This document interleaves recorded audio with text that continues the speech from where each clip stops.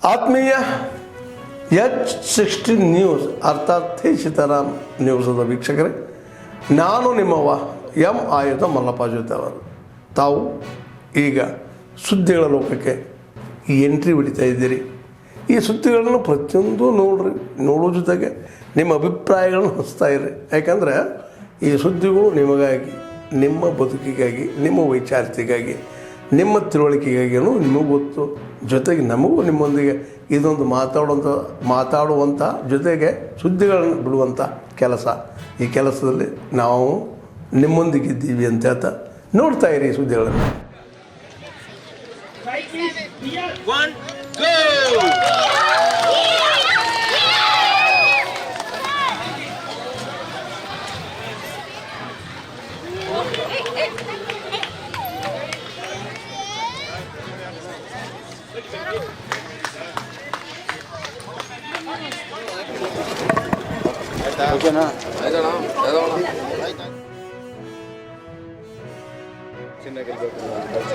ಅದೆಲ್ಲರೂ ನಮ್ಮ ಗುರಿ.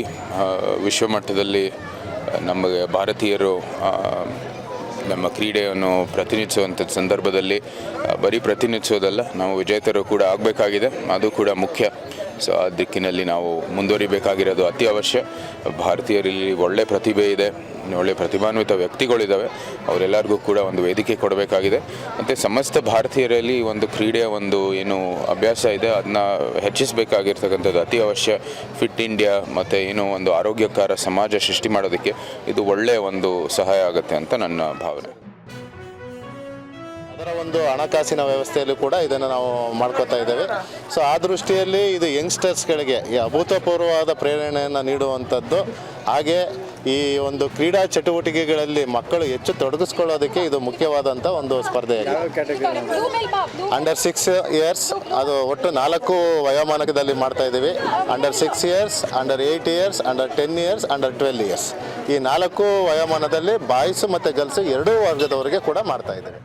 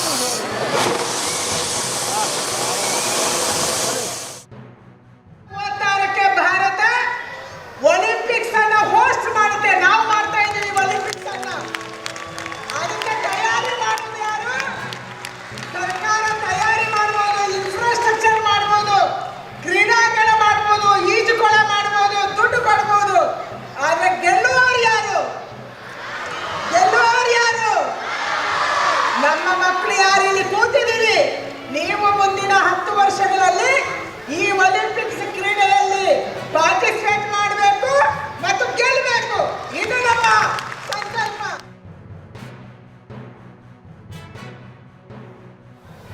ನಿಮಗೆ ಸ್ಕೂಲ್ನಲ್ಲಿ ಟೆಕ್ಸ್ಟ್ ಬುಕ್ಗಳಲ್ಲಿ ಕಲಿಯಕ್ಕಾಗದೇ ಇರುವಂತ ಎಷ್ಟೋ ಜೀವನದ ಪಾಠ ನಿಮಗೆ ಸ್ಪೋರ್ಟ್ಸ್ ಆಡೋದ್ರ ಮುಖಾಂತರ, ಫಿಟ್ನೆಸ್ ಮುಖಾಂತರ ನಿಮಗೆ ಸಿಗುತ್ತೆ. ಒಂದು 4-5 ಜನ ಜೊತೆ ಸೇರಿ ಟೀಮ್ ಸ್ಪಿರಿಟ್ ನಲ್ಲಿ ಕೆಲಸ ಮಾಡೋದು ಹೇಗೆ, ನಮ್ಮ ಪರಿಶ್ರಮದಿಂದ ನಮಗೆ ಹೇಗೆ ಉದ್ಯೋಗ ಆಗುತ್ತೆ, ಡಿಸಿಪ್ಲಿನ್, ಈ ಎಲ್ಲ ವ್ಯಾಲ್ಯೂಸ್ ನಮಗೆ ಸ್ಪೋರ್ಟ್ಸ್ ನಲ್ಲಿ ಕಲ್ತ್ಕೊಳ್ಬಹುದು.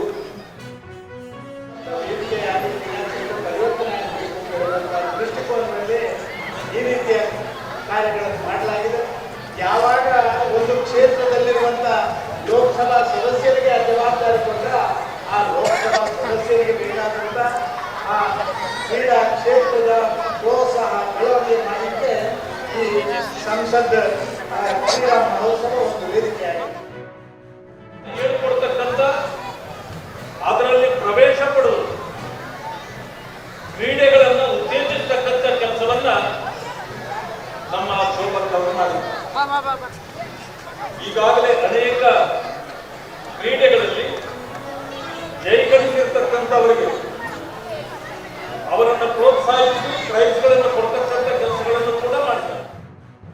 ಟ್ರೈನರ್ಸ್ ಇದ್ದಾರೆ, ಕೋಚರ್ಸ್ ಇದ್ದಾರೆ, ಮೆಂಟರ್ಸ್ ಇದ್ದಾರೆ, ವೆಲ್ ಸಪೋರ್ಟ್ ಮಾಡಿರೋ ವೆಲ್ ವಿಷರ್ಸ್ ಇದ್ದಾರೆ. ಇವರೆಲ್ಲ ನನಗೆ ಒಂದು ಅವಕಾಶ ಕಲ್ಪಿಸ್ಕೊಡ್ತಾ ಬಂದರು.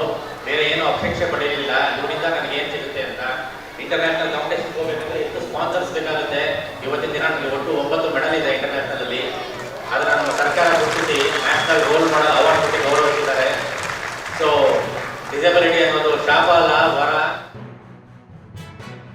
ಕುತ್ಕೊಬಿಡಿಲ್ಲ, ಕೆಳಗಡೆ ಜನ ಬರ್ತೀರಾ, ಕುತ್ಕೊಳ್ಳಿ, ಒಂದು ಕಾಲು ನೋಡಿ.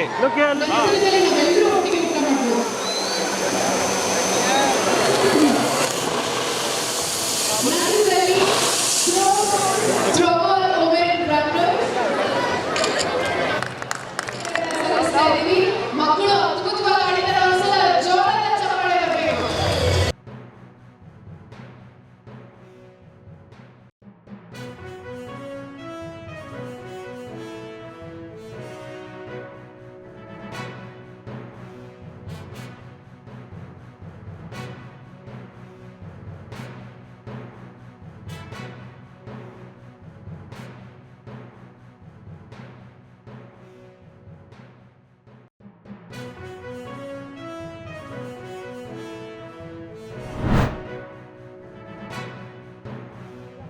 ಅವರು 4 ಹೆಣ್ಮಕ್ಳಿಗೋಸ್ಕರ ಕಾನೂನನ್ನ ತಗೊಂಡ್ಬಂದಿದ್ದಾರೆ.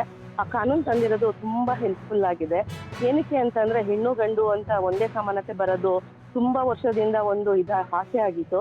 ಅದು ಇವತ್ತು ಈಡೇರಿಸ್ತಾ ಇದೆ ಅಂತ ನಾನು ತುಂಬಾ ಇಷ್ಟಪಡ್ತಿದ್ದೀನಿ. ಅದರಲ್ಲಿ ದಿನ ಕೆಲಸ ಮಾಡೋ ಅಂತ ಹೆಣ್ಮಕ್ಳಿಗೆ ಈಗ ವಿಮೆ ಮಾಡಿಸ್ತಾ ಇರೋದು ತುಂಬಾ ಯೂಸ್ಫುಲ್ ಆಗುತ್ತೆ. ಏನಕ್ಕೆ ಅಂತಂದ್ರೆ ಆ ಹೆಣ್ಮಗುಗೆ ಏನಾರು ಆಯ್ತು ಅಂತಂದ್ರೆ ಆ ಮನೇಲಿ ಇರೋ ತಾಯಿ, ಮಕ್ಕಳು, ಅಣ್ಣ, ತಮ್ಮ, ಗಂಡ ಯಾರೇ ಆಗಿರ್ಬೋದು ಅವ್ರಿಗೆ ಆದ ಒಂದು ಯೂಸ್ ಆಗತ್ತೆ ಅನ್ನೋದಕ್ಕೋಸ್ಕರವಾಗಿ ಈ ವಿಮೆನ ಮಾಡಿಸ್ತಾ ಇರೋದು ತುಂಬಾ ಖುಷಿಕರವಾದ ಒಂದು ಸಂತೋಷ ಆಗಿದೆ.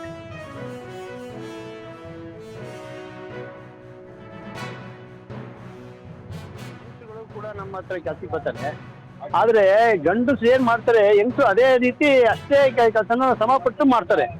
ಈ ಸಾಲಕ್ಕೆ ನಮ್ಮ ಪ್ರಧಾನಮಂತ್ರಿಯವರು ನರೇಂದ್ರ ಮೋದಿ ಈ ಒಂದು ಯೋಜನೆ ತಂದಿರೋದು ಗಂಡಸರು ಏನು ಸಂಬಳ ಕೊಡ್ಬೇಕು ಅಂತ ಅಷ್ಟೇ ಸಂಬಳನೂ ಹೆಂಗಸರು ಕೊಡ್ಬೇಕು ಅನ್ನೋ ಒಂದು ಯೋಜನೆ ತಂದಿದ್ದಾರೆ. ನಮಗೂ ತುಂಬಾ ಸಂತೋಷ. ಆ ಆದೇಶದಿಂದ ಮುಂದೆ ಆ ಗಂಡಸರು ಕೊಡೋ ಅಷ್ಟು ಸಂಬಳನ ಹೆಂಗಸರು ಕೊಡ್ತೀವಿ ಅಂತ ನಾನು ಈ ಗಳಿಗೆಯಲ್ಲಿ ಭರವಸೆ ಕೊಡ್ತೀನಿ.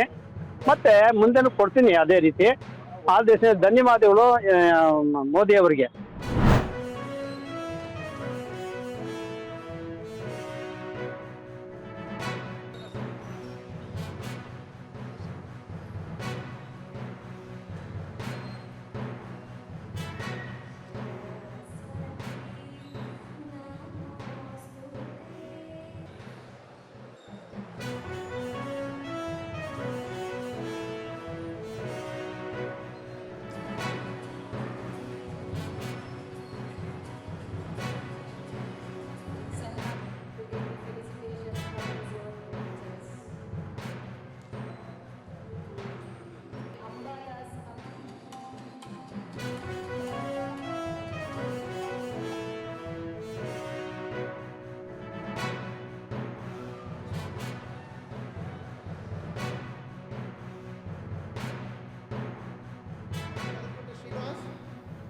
ಈ ಗ್ರೇಡ್ ನಿನ್ನ ಟ್ಯಾಲೆಂಟ್ಗಲ್ಲ, ನಿನ್ನ ಫೈಟ್ಗೆ ಅಂತ.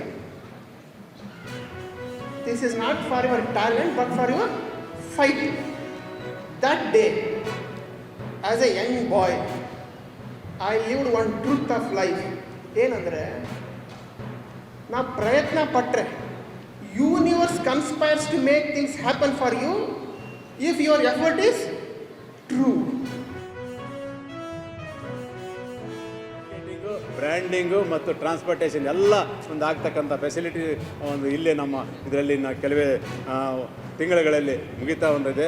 ಮತ್ತು ನಮ್ಮದು ಉತ್ಪಾದನೆ ಬೀಜದಲ್ಲಿ ನಾವು ಸಾಕಷ್ಟು ಗಣನೀಯವಾಗಿ ಸಾಧನೆ ಮಾಡಿದ್ವಿ. ಕಳೆದ ವರ್ಷ 22,000 ಕ್ವಿಂಟಾಲ್ ಬೀಜನ ಮಾಡಿದ್ವಿ. ಈ ಸರಿ 17,000 ಕ್ವಿಂಟಾಲ್ ಬೀಜ ಉತ್ಪಾದನೆ ಮಾಡಿ ರೈತರಿಗೆ ಅಂತ ಒಂದು, ಯಾಕೆಂದರೆ ಒಂದು ಕ್ವಾಲಿಟಿ ಸೀಡ್ ಪ್ರೊಡಕ್ಷನ್ ಭಾರಿ ಇಂಪಾರ್ಟೆಂಟು.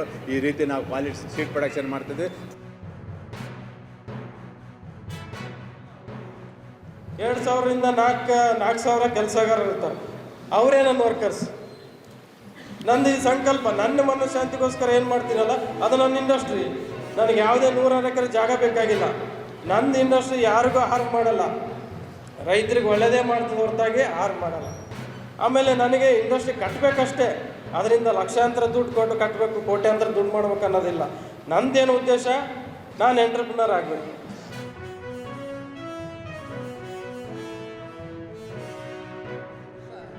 ಸಾಧನೆ ಭಾಳ ಚೆನ್ನಾಗಿರ್ತದೆ. ಈ ವರ್ಷ ಕೂಡ ಪ್ರತಿ ವರ್ಷದಂತೆ ಸುಮಾರು 12 ವಿದ್ಯಾರ್ಥಿಗಳು ಉತ್ತೀರ್ಣಗೊಂಡು ದೇಶದ ಪ್ರತಿಷ್ಠಿತ ಸಂಸ್ಥೆಗಳಾದ ಬೆಂಗಳೂರಿನ ಭಾರತೀಯ ವಿಜ್ಞಾನ ಸಂಸ್ಥೆ, Indian institute of technology new Delhi, Indian institute of technology Mumbai, Indian institute of technology Kharagpur, Indian institute of technology Jaipur ಮತ್ತು ಇಂಡಿಯನ್ ಇನ್ಸ್ಟಿಟ್ಯೂಟ್ ಆಫ್ ಟೆಕ್ನಾಲಜಿ ಭೋಪಾಲ್ಗಳಲ್ಲಿ ಪ್ರವೇಶ ಪಡೆದು ಹೆಚ್ಚಿನ ವ್ಯಾಸಂಗಕ್ಕಾಗಿ ಹೋಗಿದ್ದಾರೆ.